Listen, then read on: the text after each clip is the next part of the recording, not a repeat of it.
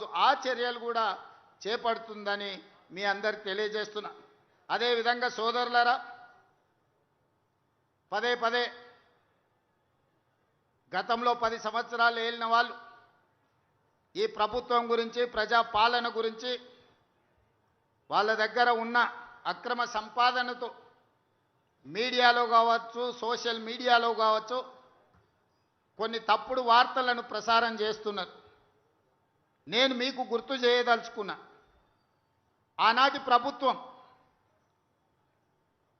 బర్రెలు గొర్రెలు పెంచుకోండి, చేపలు పట్టుకోండి, చెప్పులు కుట్టుకోండి, లేకపోతే చీరలు నేయండి, గౌడన్నలు కళ్ళు గీయండి అని చెప్పి చేపలు, బర్రెలు, చెప్పులు, లేకపోతే చెట్లు, లేకపోతే మిగతా వృత్తులు మనలు చేసుకోమన్నారు.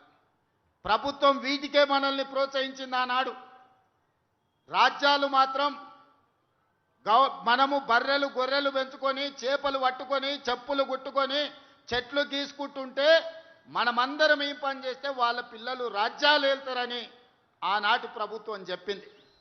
నేనేమన్నా, అయ్యా ఇది ఎవరో దయాదాక్షిణ్యాలతో వచ్చిన వృత్తి కాదు, తరతరాలుగా మా సోదరులకు అంది వచ్చిన కుల వృత్తి.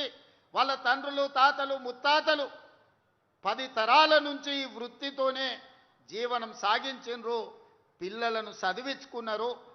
వాళ్ళు ఉస్మానియా, కాకతీయ యూనివర్సిటీలకు ఈ గౌడన్నలను, ఈ యాదవ్ సోదరులను, ముదిరాజు బిడ్డలను, దళిత బిడ్డలను ఈరోజు పంపిస్తే పీజీలు, పిహెచ్డీలు చదివి డాక్టర్లు, లాయర్లుగా రాణించి ఐఏఎస్, ఐపీఎస్లుగా పాస్ అయి ఈరోజు తెలంగాణ పునర్నిర్మాణంలో భాగస్వాములు కావాలనుకుంటున్నారు.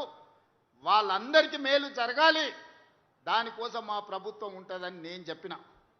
ఇవాళ కూడా నేను చెప్తున్న మా గౌడన్నలతో, కొన్నిసార్లు మన తలరాతను మనం మార్చుకోలేం, మన పిల్లల తలరాత మనం మార్చవచ్చు.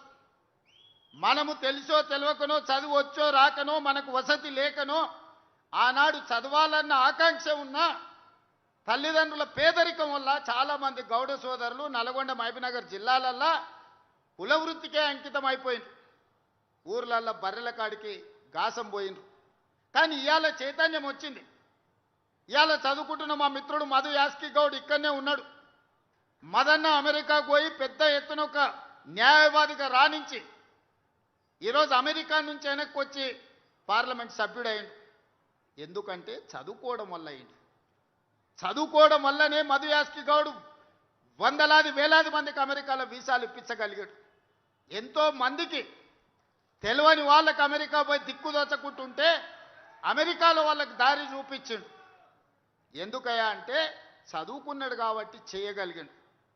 అందుకే మిత్రులారా, కుల వృత్తిని కొనసాగించండి, కుల వృత్తిని గౌరవించండి, పిల్లలను మాత్రం బడికి పంపండి, పిల్లలను చదివించండి.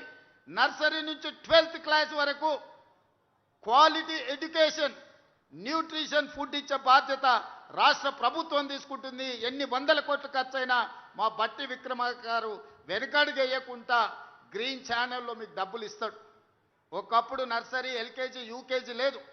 పాఠశాలల్లో పిల్లలకు టిఫిన్ పెట్టే సాంప్రదాయం లేదు.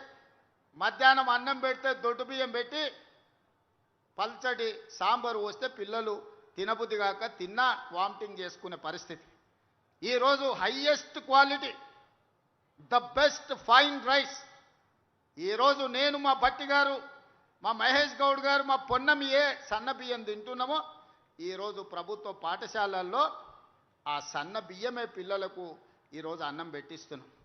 ఒకరోజు ఇడ్లీ, ఒకరోజు పూరి, ఒకరోజు వడ, ఒకరోజు దోశ, ప్రతిరోజు ఒక్కొక్క రకం ఈరోజు బ్రేక్ఫాస్ట్ పెట్టిస్తున్నాం. ఒకరోజు పాలు, ఇంకొక రోజు రాగి జావా పిల్లలకి ఇస్తున్నాం. కడుపు నిండా తింటే వింటున్న చదువు తలకెక్కుతుంది, తలకెక్కితే వాళ్ళ తలరాత మారుతుంది. మన పిల్లలు బాగుపడాలంటే, మన పిల్లలు ఈ రాజ్యాన్ని ఏలాలంటే చదువు ఒక్కటే పరిష్కారం. పిల్లల్ని చదివించండి, కష్టమైన నష్టమైన పిల్లల్ని బడికి పంపించండి. ప్రభుత్వ పాఠశాలల్లో మీకు అన్ని వసతులు ఇచ్చే బాధ్యత తెలంగాణ రాష్ట్ర ప్రభుత్వం తీసుకుంటుంది. నర్సరీ నుంచి 12th వరకు ఎడ్యుకేషన్, 12th తర్వాత స్కిల్